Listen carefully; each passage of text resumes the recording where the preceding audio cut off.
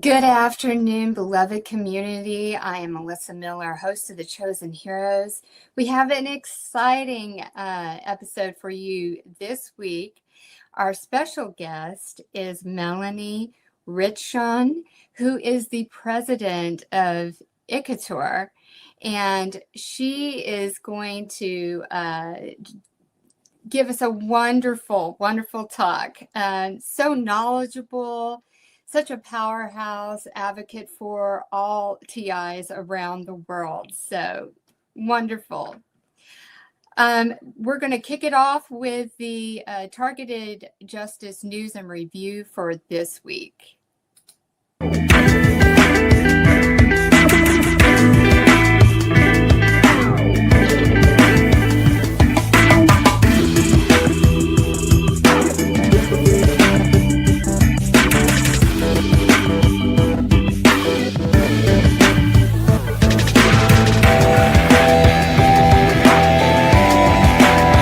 Targeted Justice has recently come across a document signed by President Trump in October 2017.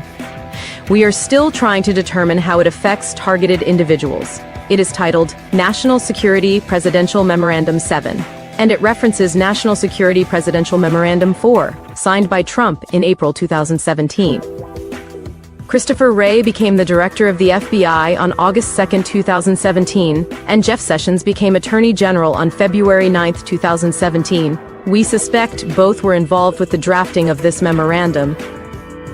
This memorandum has no requirement for reasonable suspicion or probable cause, although it does say it shall first ensure that appropriate and lawful procedures and safeguards exist to protect individuals' privacy, civil rights, civil liberties, and other constitutional and statutory rights. Notice the dates on these advertisements in a magazine called Insight Assess Global Navigation Satellite Systems. This accuracy has been available since before 2012. The U.S. Space Force is tracking the top of your head 24/7, and the accuracy is less than 1 centimeter, 1/2 inch.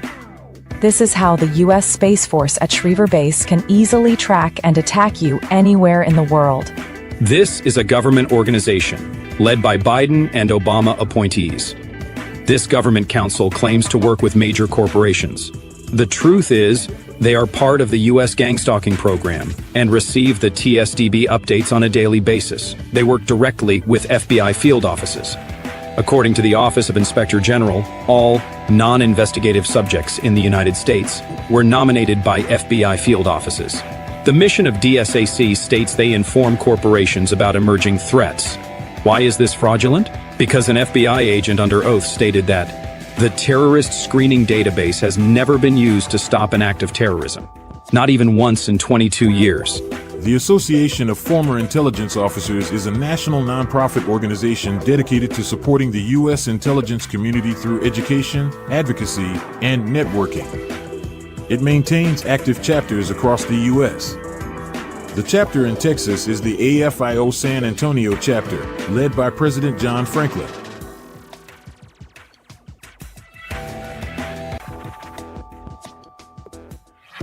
Calling all digital warriors. Please share, repost, copy and paste this video on all social media platforms. We are still looking for volunteers. Let us know how you can help and the skill sets that you have by emailing us at tjustice2@proton.me. Put volunteer in the subject line. You can watch targeted justice videos by going to the following link. Buy some cool gifts, shirts, hoodies, cups, keychains, and more by heading to the following links. Please consider donating. Targeted Justice is non-profit, and the donations are tax-deductible. Thank you again for watching this video. God bless. God bless. As always, such a great job Sean does on the targeted justice news videos. Appreciate his support so much. All right, a few announcements. I just want to give a shout out to Armando with Targeted Source LLC.com, The Silent Night, for those such as myself who experience the auditory effect, V2K, directed energy. This does help me in the evening when I try to rest. The Silent Night, he also has a reset zapper as well. He will be a guest coming up on the podcast in November. As always, Targeted Justice and myself, the Chosen Heroes, want to give acknowledgement and praise to Tranquility at tievents.org. She does a beautiful job of organizing everything related to our community, where everyone has the opportunity to plug in and be heard and supported, either through, attending, the podcast or conference calls or special events, even TI movie night. It's just so much for our community. So God bless her for that. And for those who may not be aware, Anna Toledo is going to Washington, D.C. for a couple of months to, pound the pavement and advocate for all targeted individuals all around the world, trying to educate those, in position and power that may not be aware of what is going on in the violations against us. So if you can donate for this effort, because she needs to have shelter and food while she is there advocating for us all. You can go to www.givesendgo.com/Toledo. Upcoming guest on the Chosen Heroes, November 2nd, is Dominic Halpern. He is the creator of the documentary Cognitive Liberty, Neuroweapons in the Fight for Brain Privacy. Dominic is working on a new documentary, and he's going to give us a sneak peek, so tune in. On the 9th of November, Dr. Juliet Engel, she's an MK Ultra survivor, and she's also on the board for Targeted Justice. And she has a empowering testimony that she will discuss with us. And as stated, Armando Del Toro will be on November 16th. He is the creator of The Silent Night with his company Target Source LLC. And November 23rd, Derek Robinson, who is the president of PAX International, will be joining us. And other events, the upcoming Beyond the Looking Glass, Targeted Survivor, Counterintelligence training series, co-hosted with me and Jamie Rice of Quantum Reality Studies. The next meeting will be on November 8th. Thank you all who subscribe, follow, like, and share the content from the Chosen Heroes. It's all about spreading awareness to those that are going through it, in addition to those that are not aware. So the more that we can spread those waves of awareness and light out into this world, the better for us all. All right, before I bring up Melanie, I'm going to read her bio and then play a short campaign video clip from ICATOR. So Melanie Vritschan is German and lives in Brussels. She will share her own targeting journey with the audience. During 2 decades, she has gained valuable experience in public relations and events management of international associations. Her former positions involved close cooperation with the European institutions and organization of numerous international conferences and trade shows. Melanie has a proven track record in working with high-level authorities, such as European Commission and European Parliament, the organization of network meetings, needs assessment, and implementation for particular client groups, as well as successfully carrying out pan-European and interregional projects with the aim of promoting international cooperation. Before committing herself fully to her current role as the president of ICATOR, she has worked as the communications manager of a European navigation satellite system developed by the European Space Agency, Prior to this, she was the Public Relations and Events Officer at a European foundation committed to the improvement of rights and situations of youth at risk. The organization is acting as a lobbying and advocacy platform towards the European Union. For most of her life, Melanie was a passionate marathon runner.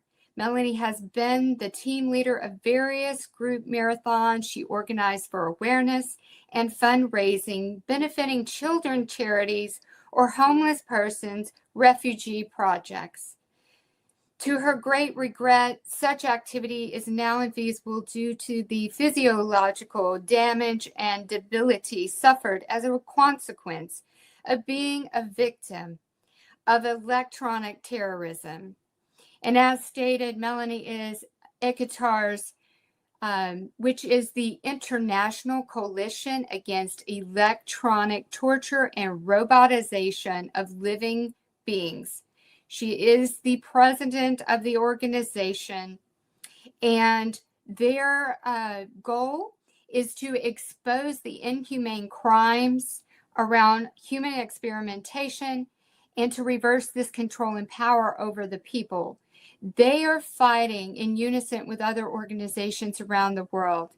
ICATOR has representatives in Belgium, France, Germany, Australia, Japan, China, United States, and United Kingdom. I'm going to play a quick clip from the campaign video, which I will put up the link while Melanie is on the stage. I advise everyone to, watch this.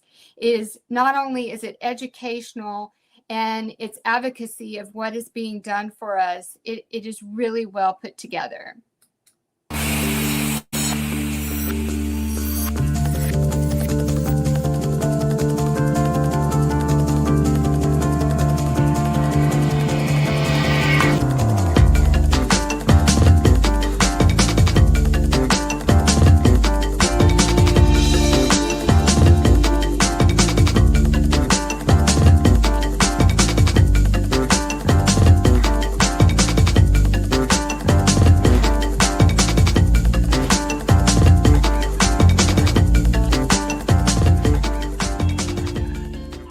It seems that they can do that. They can also, some of the other things are direct energy weapons that burn people, has been, this is not new technology. This goes back to the 70s and 80s when the Russians did it with our embassy in Moscow. It was used, I think, in the Cuban embassy and all, so it's nothing new. I mean, this is simply the older technology that they're working on much more sophisticated stuff now. And it's like even using brain-computer interfaces and how that can happen and how you can reverse that to have the computer feed the brain as opposed to the brain feed the computer. Great video. So I'm going to bring Melanie up on the stage. Hi, Melanie. Thank you so much for joining me here today. And hello. Thank you for this interview. Yes.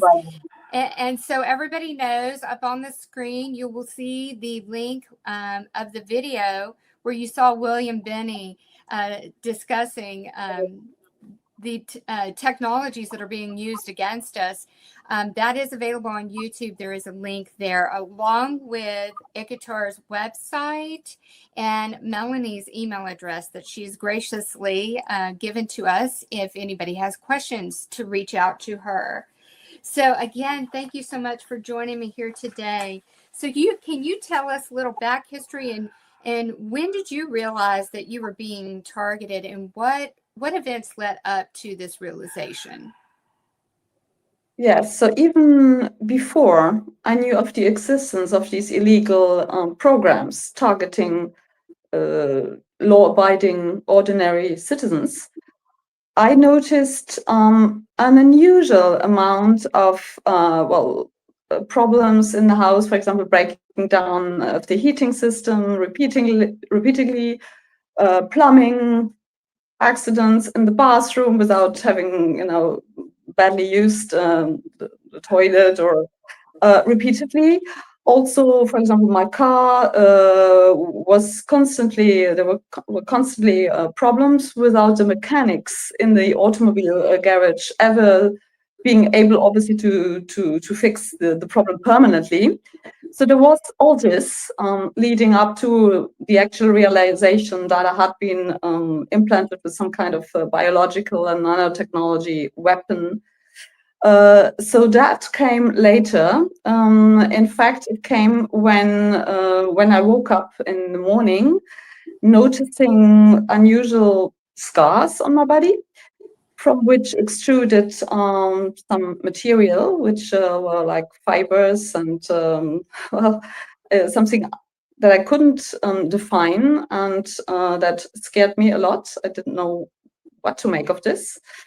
So finally, I had this material that extruded my skin analyzed in a toxicological laboratory of a local university. So I consulted a toxicologist and I said, well, this is extruding my skin and I would like you to take samples and analyze this for me, which he did. And what came back is that this material was not of a biological nature. It was polymers and some crystalline material of unknown nature, it said. So they had never seen anything like this. And I said, well, this is obviously an unresolved case. This should never be in your body. And we don't know how it came there, how it got there. And so that soon after this, I was then attacked by directed energy weapons, which were actually electromagnetic shock waves going to my body and burning me, leaving visible burn marks and excruciating pain all over the body. So then, obviously, it dawned on me that I had been selected for an illegal weapons research testing program. That was then very clear at that point.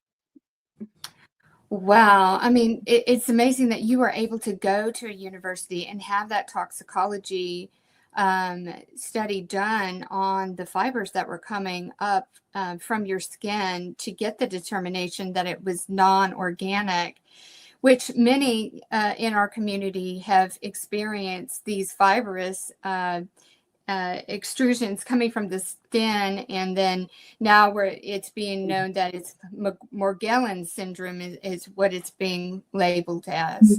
Yeah, that's what it is. Yeah.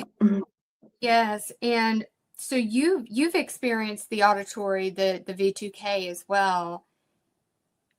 Indeed. So I've really the full spectrum of targeting techniques and methods that are deployed against me. So I have indeed these artificial auditory effects. I have the electronic shock sensations in various extremities of my body, needle-like sensations, frequent sensations of heat, frequent muscle spasms that are electronically induced. I cannot even remember that I had spasms, cramps before. Maybe if I stay too long in the swimming pool, or but not. This is very clearly that they're electronically induced. Brain stimulation experience, feeling of extreme fatigue, dream manipulation, and also palpitations of the heart without having any prior diagnosis of a heart defect. Or, as you said in the introduction, I was a marathon runner, so I was very fit. So I never had any palpitation problems. Or and later then, when we put a method in place to actually scientifically prove my implantation, but more importantly, non-consensual implantation of our members, that it's very clearly that I have an implant in the heart that provokes these palpitations. Oh my goodness. I mean, just so many of what you described as sensations that, I myself go through, and so many others.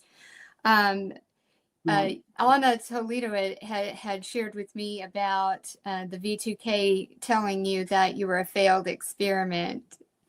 So to me, I think that and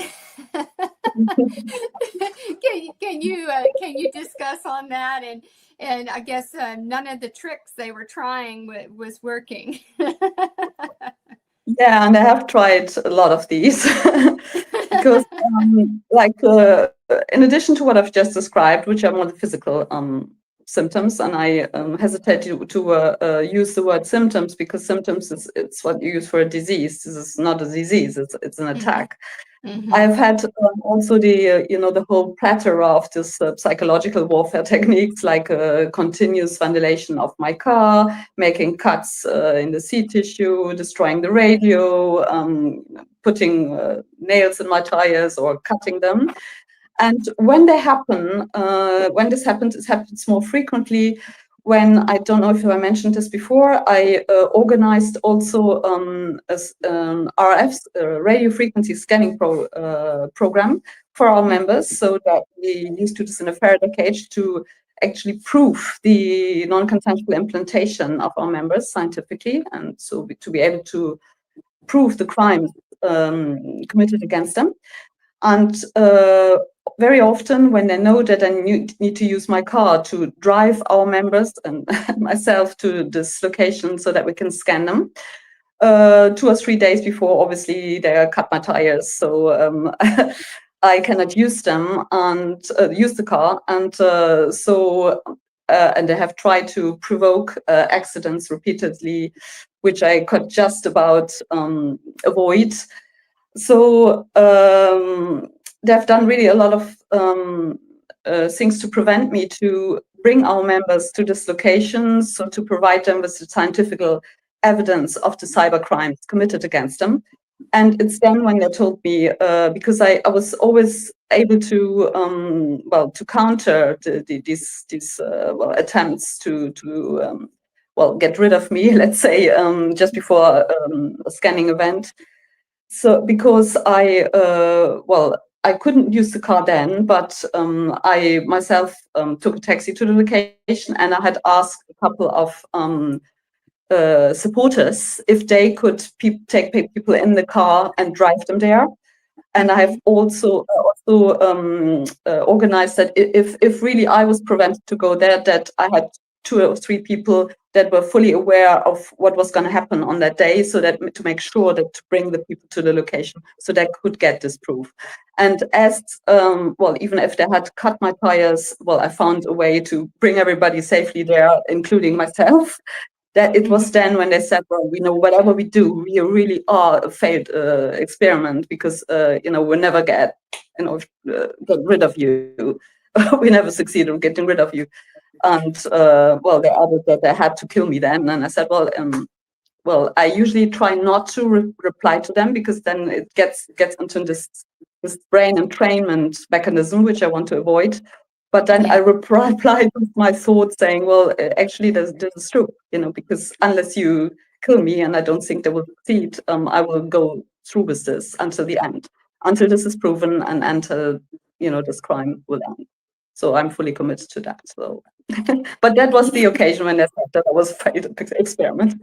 Yes, I mean, well, we can all claim victory that we're failed experiments of this, because we're getting up each day and we're navigating through and doing what it takes, to expose these atrocities that are happening to so many of us, to get it shut down. No, we can't, this is the time, in this world now to start making the waves, as more and more things are suggesting a mass global surveillance. So we have to, be the ones bringing forward what these technologies are capable of.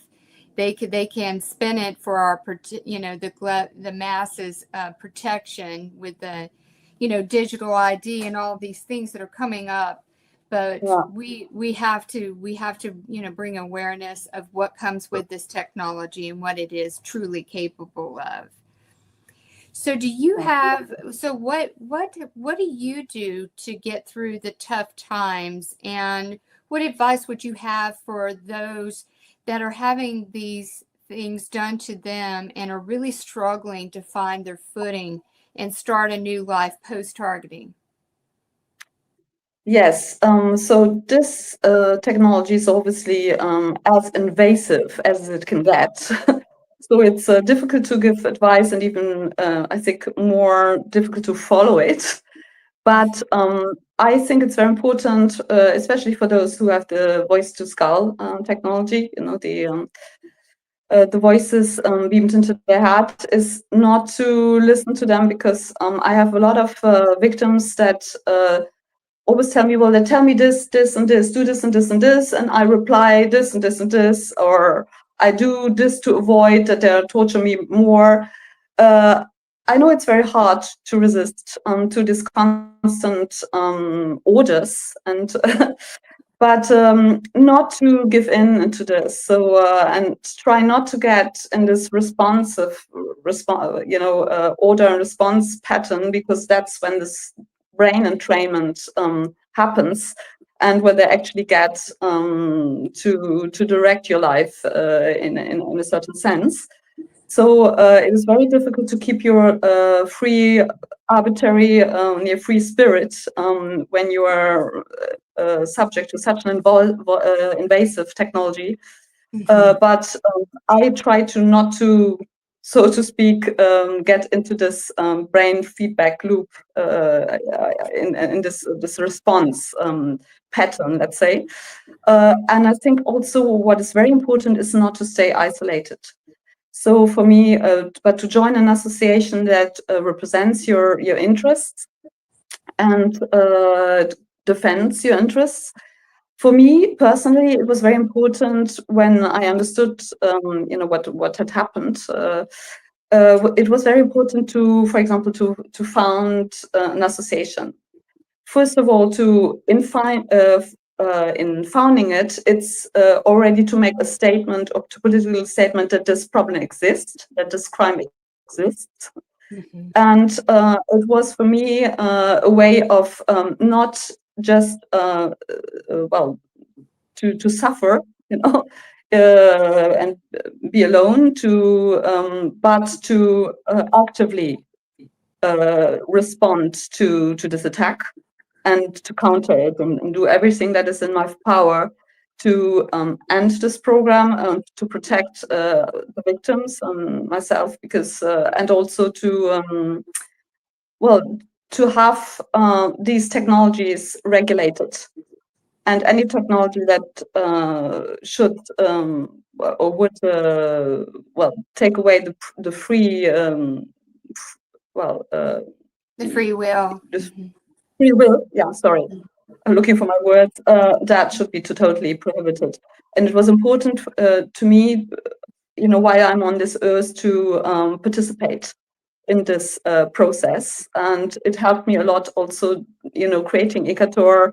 And it's not easy every day to do this kind of work, but it helped me a lot getting out of this victim situation, and actually stand up and do something about it. So it makes me feel much better, and it is very difficult to live as a victim, but it doesn't take away my victim state, but it helped me a lot to actually feel better, and to resist. Yes, it's taking the pain and the suffering and putting it into purpose, which is advocacy and awareness, and helping others that are going through this, and they just need a lifeline of support and encouragement, and sharing amongst the community, and things that might help mitigate some of the attacks and things that are being done to us. Very sound advice that you gave. I cannot say, and I say it frequently to the audience, is to not engage with any of the auditory, because like you said, to me, once you extend your hand, you're doing the dance, and there's that entrainment, and it gets harder and harder to disconnect from it if you are, acknowledging it and giving it power. So I always say starve it, do not give it power. Just, develop your own, mitigation techniques, listening to background noise, playing music, doing things that occupy your attention and time to avoid it. And to equate it as just like background noise at a restaurant, that doesn't mean anything, because 99% of it is garbage. Absolutely. Good word. So it's just when I was doing research, last year, and just, I had kind of hung up my hat on research because I'm, 13 years into this experience. But then I was like, I was really feeling an urging, like, God was urging me to take a look and see what was out there. And then I discovered targeted justice and ICATOR as well, because when I was looking at YouTube videos online, I came across one with Craig LaForest, which is one of your members, and Robert. Board member. Yes, and Robert Duncan, and that's how I found out about ICATOR and all the wonderful things that you're doing. It's so good to have organizations like yours out there, alongside, Targeted Justice and PAX International, that are out there advocating and exposing what is being done to us. Are there any projects that you're currently working on with ICATOR, and how can the community assist? Yeah, we'll obviously have this, class action lawsuit that we're preparing for our members.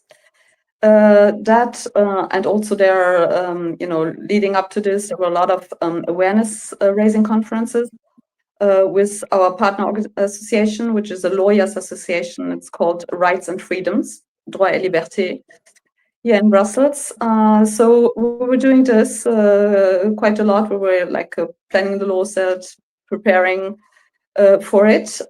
This had to be recently put a little bit, in the back, or let's say, because we had to deal with a lawsuit, an internal lawsuit of one of our former board members who was fighting his exclusion. Well, he had said that exclusion had not been regular. Finally, it forced us to go to court, and all of his claims were dismissed as unfounded by the judge, and we won on all accounts. So but it took a little bit away the time, or my time especially, to prepare the class action lawsuit, which is really our flagship project, or main project, because this is really something is really, really important to me. So there's a last hearing planned now on the 4th of November, when we will hopefully be able to close this internal lawsuit forever. But it also led to something which also took a lot of my time. Often I went to court to represent us ourselves, so that to avoid unnecessary legal fees, which we did have. We needed to obviously take a lawyer, but whenever it was possible to represent us ourselves, I went myself to court, and we won. But in the process of this, we did also something which had to be done anyway. In fact, the code of associations and companies in Belgium has changed in the meantime, since I founded ICATOR in 2016. So our bylaws, our statutes had to be updated. So that also took a lot of time, and by the same in the same hearing on the 4th of November, hopefully the judge will also accept our new statutes that will be published in the Belgium official journal now any day. So this had to be done. It was something that was a little bit unforeseen, but well, obviously we had to deal with if somebody sues you, we'll have to deal with this. We won, and it's to be finalized, but then so we can fully concentrate again on our class action lawsuit, which is really what we want and must do. Yes. Then, yeah, so there have been many projects before. So as I said before, to gather the scientific evidence of people's non-consensual implantation. Like there have been many radio frequency scannings done by private investigators we collaborate with, or research institutes to provide our members with the evidence of the crimes committed against them that we will use, obviously, in the class action lawsuit. So yeah, that's what we're busy with, and we had done a lot of conferences also to raise awareness, together with our lawyer association to raise awareness for this crime, which is still, obviously through the political fight that so many people like Anna Toledo, myself, Derek Robertson, Craig Laforas, yourself, are engaged in. This cybercrime is getting more and more known. But it was not at the beginning when I started ICATOR, so there was a lot of awareness raising work that was also necessary. And I want to mention to the audience too that there's so much good information on ICATOR's website, which is https://icator.be. I have it up on the screen as well. I see that there's information about this is an international lawsuit. So no matter, where you are in the world, you can join and be a part of this class action. In addition to that, there's many articles out there on helpful information on medical and laboratory tests that you can take to start, collecting your evidence and other items about evidence collection, including the RF scans that Melanie mentioned. So great information out on the website. Melanie, how do you, is there any plans in the works for ICATOR to work with other organizations on specific projects? Well, we already do work with other associations. So I just mentioned the Lawyers Association Rights and Freedoms. Yes. And it was with them some time ago, I think 2 years ago, Anna Toledo actually came to Brussels. And we organized a conference together with Rights and Freedoms, obviously targeted justice. So Anna presented the lawsuit that she was running at the time, and we presented ICATOR. And then there were a former board member, Harald Brems, who had created his own association as well, who was there to film the whole conferences, and also we explained his role and the association he had founded. We, as you just mentioned, we obviously have representatives really worldwide, and we there's rights and freedoms, and then there's also pacts, of course, because people against cover torture and surveillance, I think, and Derek Robertson is also on our board, and he's our vice president. So we're also working closely with Targeted Justice, with pacts, with Derek's on the board.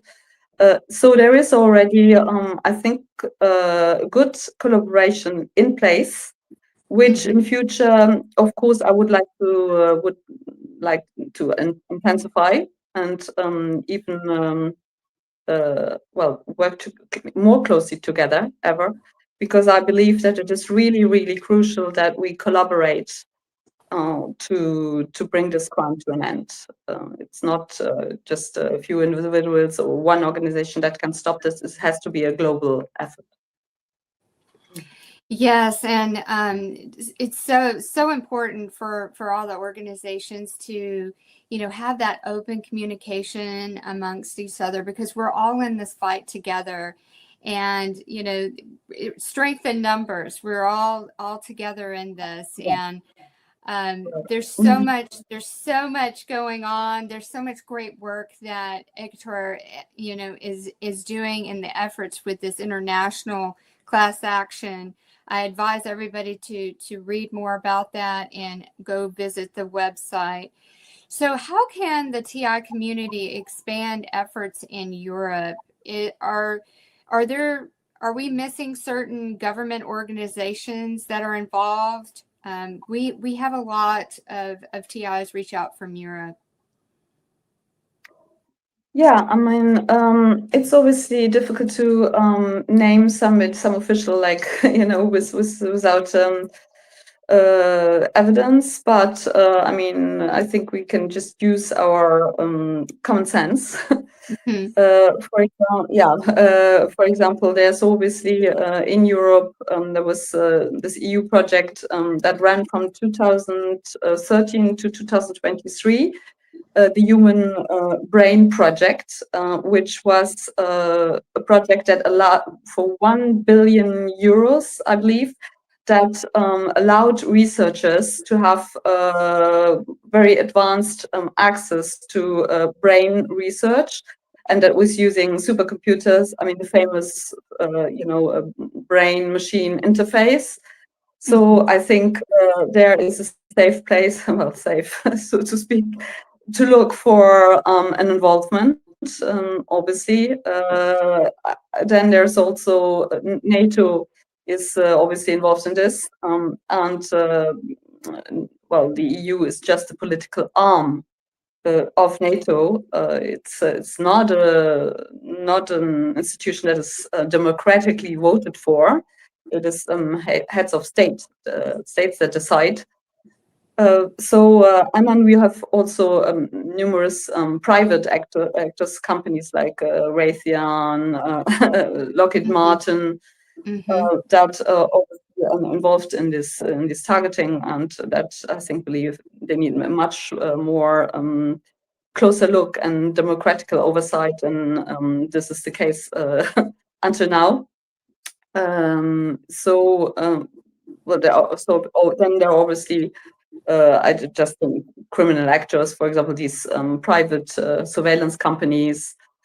I believe that Dr. John Hall, who wrote, when he wrote his first book, Satellite Terrorism in America, they were able to identify the attackers of his friend, and it seemed to be that there were former FBI agents and who involved all his family or acquaintances in this in targeting, Dr. Hall's fiance at the time. So there are numerous actors, but I think, obviously now the European Commission has just launched, after the Human Brain Project, they have launched a successor project that is called, I believe, the European Brain Research Initiatives. So it's obvious that, if you want to research the human brain, well, there is research that has to be done, and that is, in many cases, not consensual.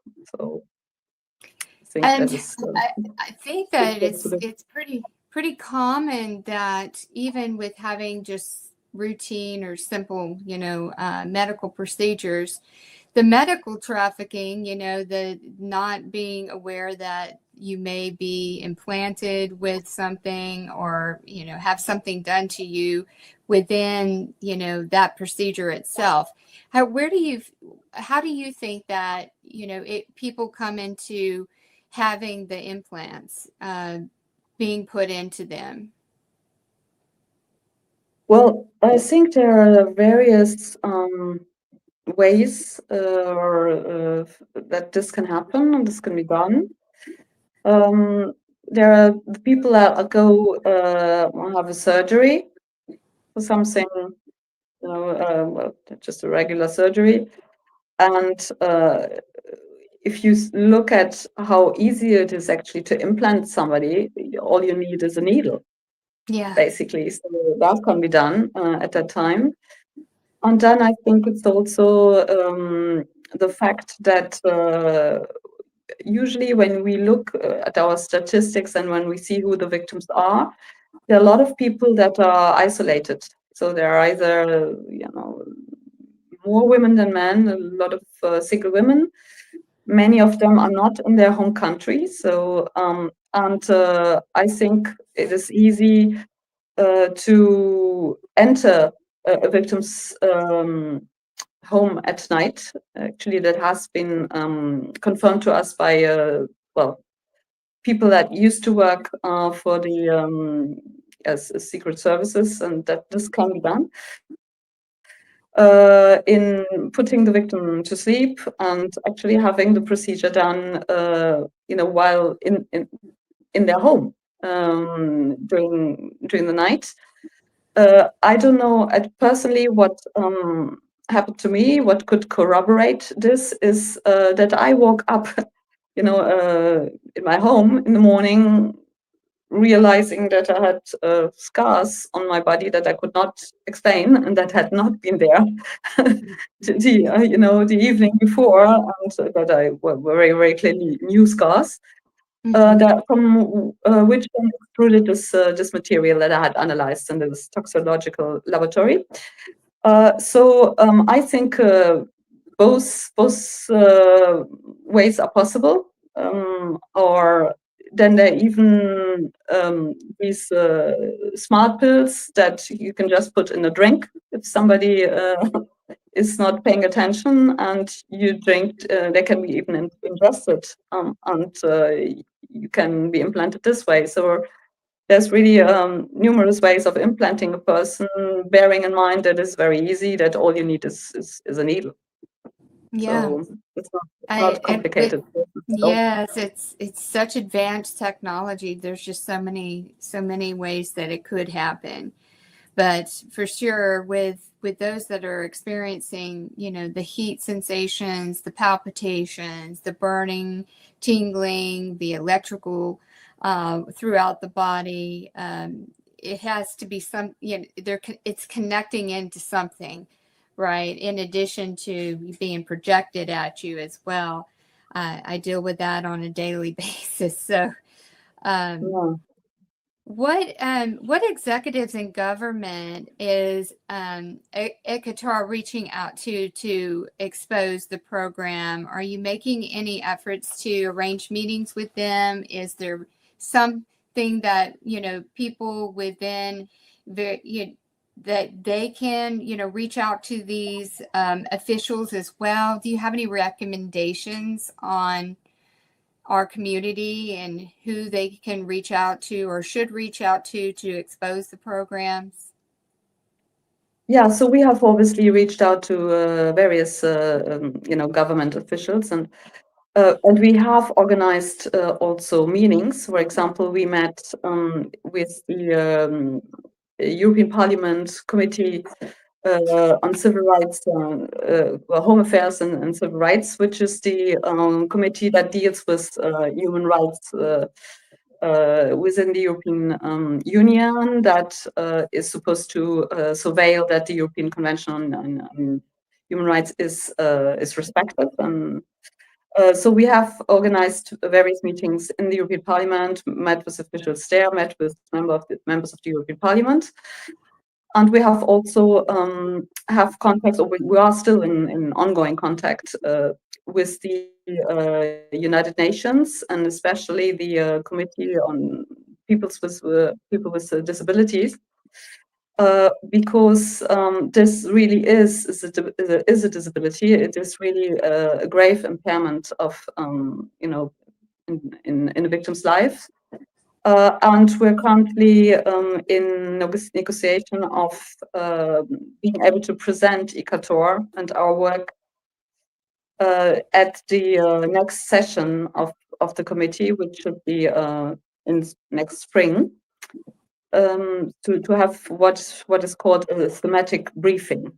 So the Committee on People with Disabilities, but there are other committees we can approach as well, like cybercrime, and it is a body of independent experts that are there to watch that the states respect do not violate the human rights and the different treaties.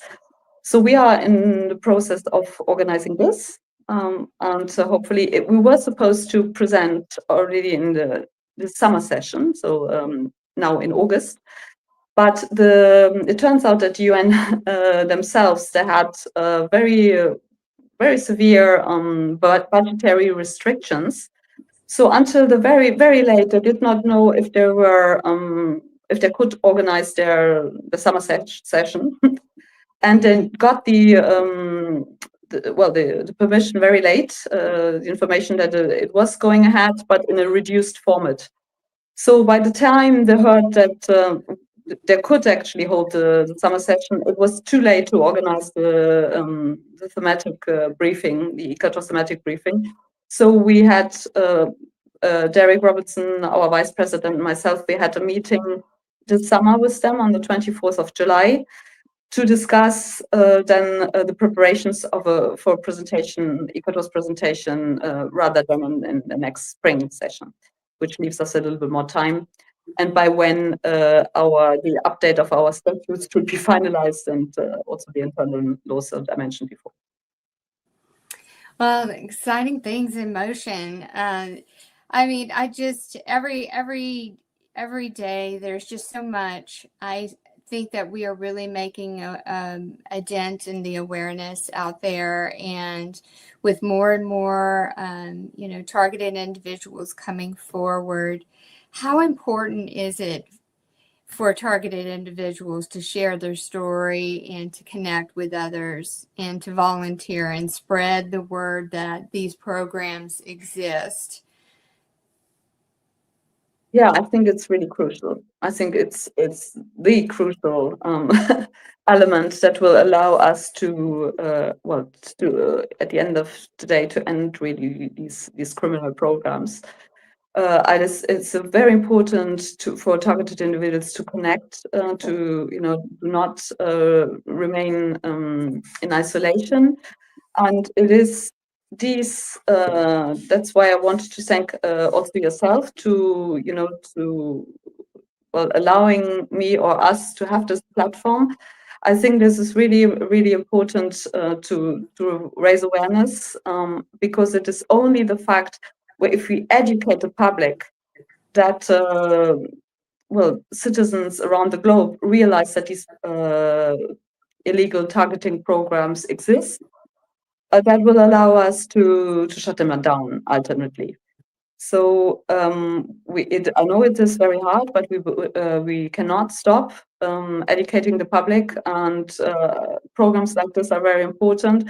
I would also like to thank Dominic Alpin, who has made the first, who did this documentary. ICATOR also participated, and who's now, as you mentioned in the introduction, busy filming the second sequel to the documentary.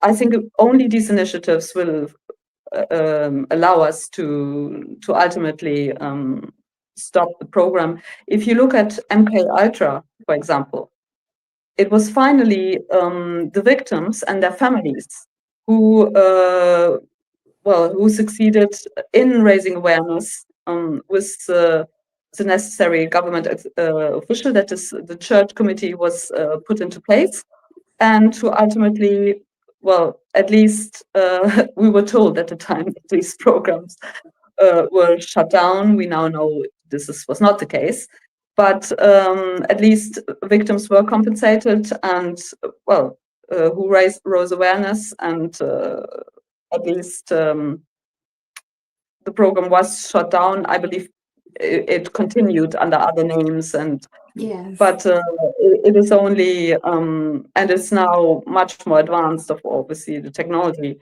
but it is only this way that we will finally succeed in ending this.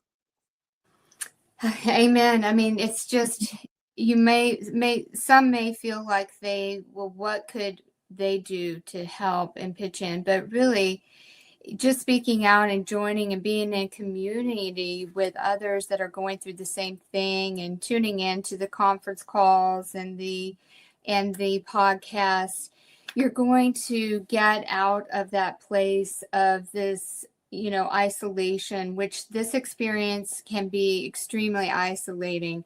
And to me, that's exactly what this program wants you to be, is isolated.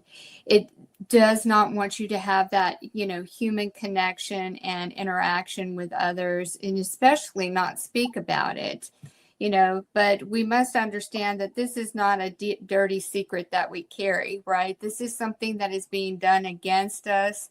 Our human rights have been violated. Our bodies have been violated in the most inhumane ways, and we're not taking it anymore. We have to use our greatest weapon, which is our voice, our hands to write and communicate and to educate the general public. We have to always remember that in this time right now, where these things are being revealed, that many, were led to believe one way, and then they come to find that the government has participated in things that, that were covered up. All of these exposures that are coming forward right now, I've said it many times, is the ground being primed for us and what we say to be better received by others, because now they're like, well, this has happened. These things are being said about vaccines. These things are being exposed as being cover-ups, and all of these things that are in motion right now. This is our time to move forward, to charge forward and get that information out there, and letting just anyone that is in the general public that wasn't aware, and spreading them the awareness through videos that have been created by the ICATOR, by Targeted Justice, PAX International, these conferences that have been put out on YouTube and such, and putting them into small clips, always having patent numbers, supporting it, and other things. The way that we speak to the public is going to gauge whether or not they will receive the information. Do you have some tips on how people can speak to someone that it may not be aware of what is going on, so that the message is better received? I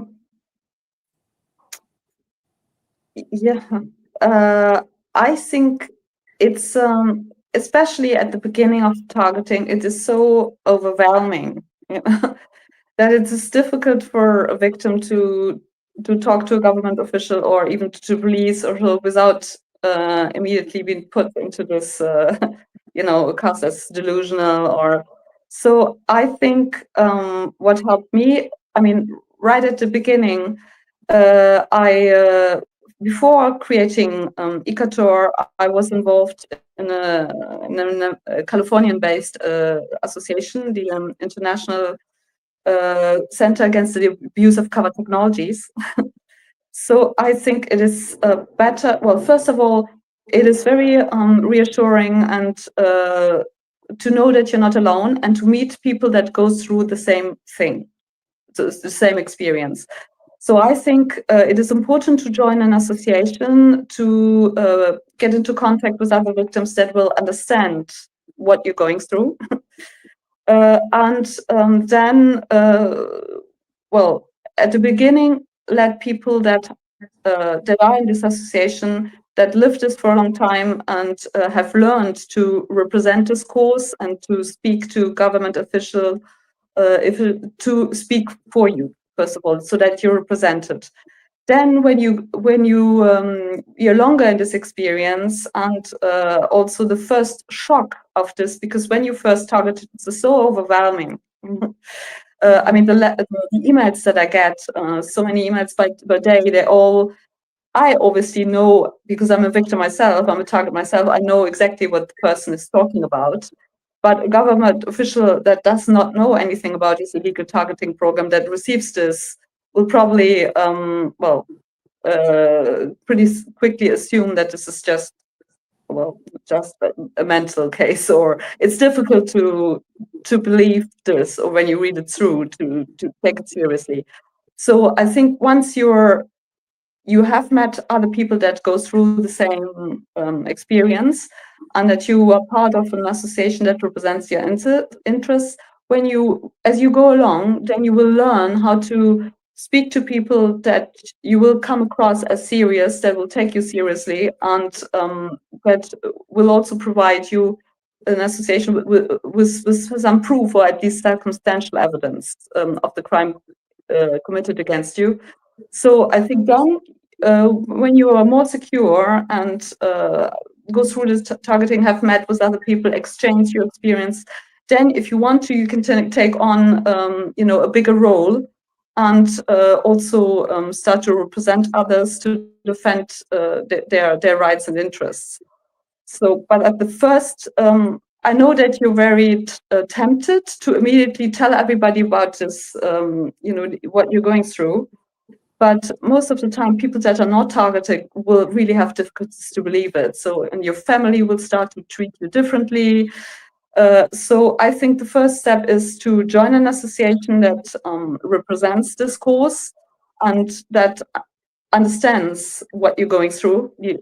And then when you meet other people, you will feel more secure, and then you can take on a role to actually defend others and represent people that go through, live through this horrible experience, and are victims of this crime as well. But yes, I would not immediately, I know it's very tempting to talk about it immediately to everybody, but I would rather first join an association, talk to other victims, to learn how to present this crime to be taken seriously. Very, very sound, wise advice. I wish in 2012, when this began happening to me, that there was an organization like ICATOR and Targeted Justice at that time. I didn't find out about the existence of the organizations until much later. So now with, social media and, web pages and all of this, it's a little bit more easier to find. But then again, you have to know the words to search for, which, I think that we do a really good job about getting that information out on the web, in terms for those that are experiences, and new to experience it, to find the information. You just want someone to understand in the beginning what you're going through. And when you talk about it to someone that isn't having it happen to them, they're only meeting you at their level of consciousness, which is they have no understanding or faculties to understand what you're going through. And it does sound bizarre, and it does, the way that this program is designed is to make us look or appear, delusional, conspiracy theory, and mentally unstable, all of that. So we're fighting that narrative, but I can't stress enough what Melanie said in the beginning.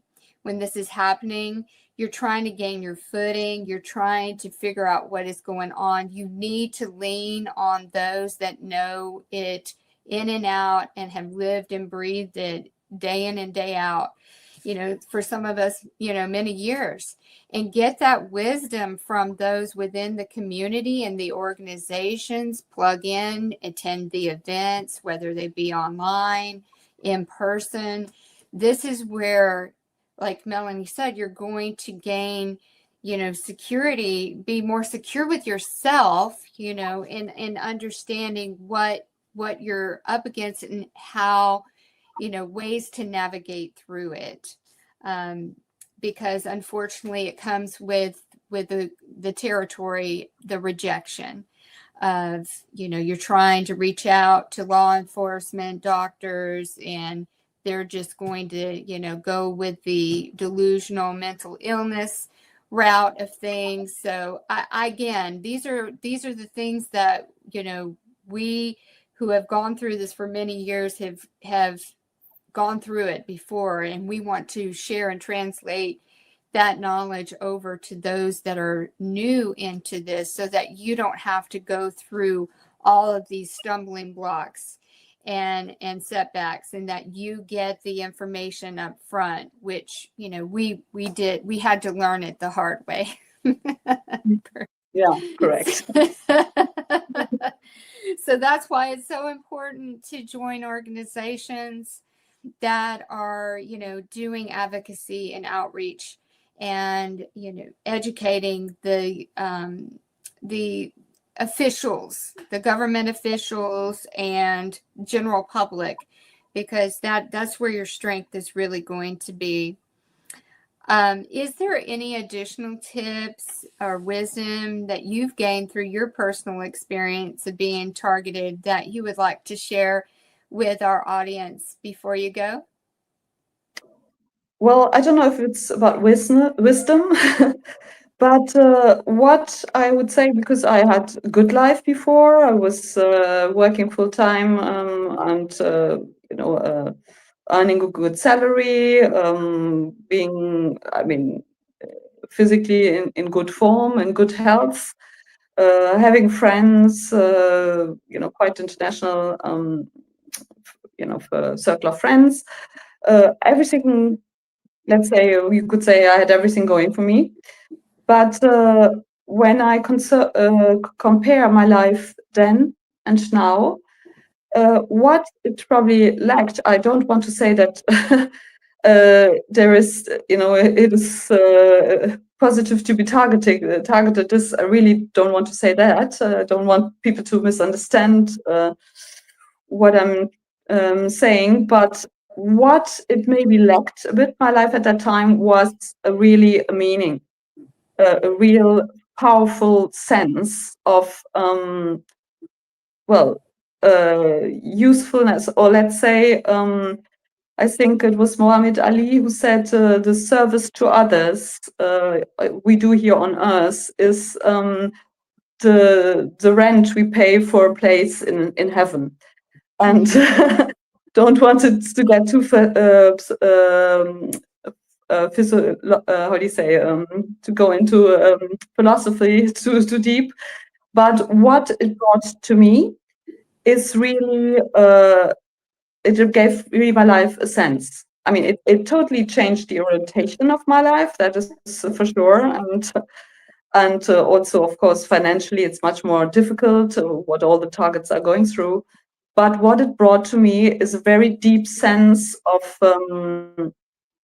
why I am on this earth, and the role I have to fulfill, so that we make of this earth a safer place and a better place. And that way, that is something I carry with me, and I think that it's really positive. That it gave my life a meaning, something which I had never had imagined before. Mm-hmm. And so when I leave this planet, I think I will have the feeling that I have contributed to making this place a better and a safer place, this earth, and that's something that is really fulfilling. Amen. That was so beautifully stated. I agree also with you. I think that it's, for some, it can be a trap looking back before being targeted, but I can say I struggled with anger and all of that in the beginning, and the grief and the loss of that previous existence, knowing that no moment was sacred. It was all invaded and so violated in that way. But then, as Melanie said, you can take all of that experience and turn it into, helping others. And I myself, 13 years into it, also believe that it's part of my soul mission, to help others in this very important time for humanity, to expose these weapons being used against us in this technology.